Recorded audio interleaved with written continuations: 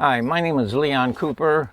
My most recent publication, The War in the Pacific, a Retrospective, is my effort to set right what I think needs to be said, long overdue, about 5 major battles that were fought that, in my opinion and the opinion of others, had virtually nothing to do with the defeat of Japan.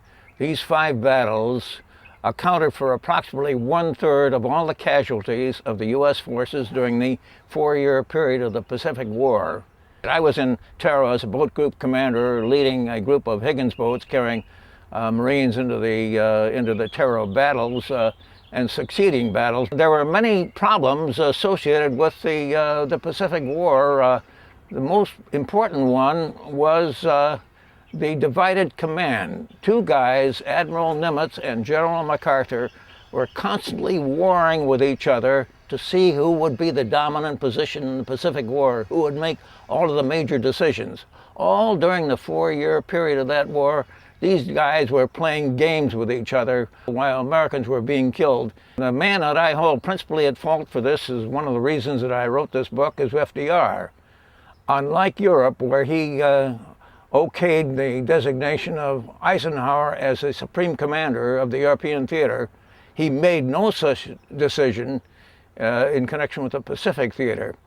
The Joint Chiefs had decided that it would not be necessary to invade the Philippines in order to defeat the Japanese.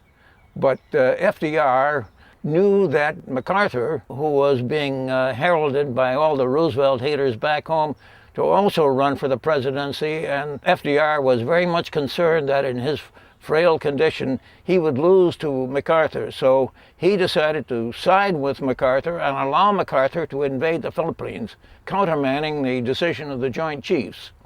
And that represented a significant loss of American lives. Over 200,000 casualties in the Battle of the Philippines that might have been spared had FDR not overruled the Joint Chiefs, and if MacArthur had not been the egotistical, arrogant man that he was, bound and determined to serve his own interests and to care less about the soldiers in his command. Boeing Company, which had a great record with the B-17 Flying Fortress, the decision was made early in the war with FDR's backing to begin manufacturing the so-called Super Fortress, the B-29. The B-29 was a faulty plane from the very beginning. In fact, Boeing Company got an order for 250 B-29s even before the plane had been finally tested. Indeed, the plane's engines were made by a company called Wright Aeronautical. The air crews, incidentally, sardonically called them the wrong engines.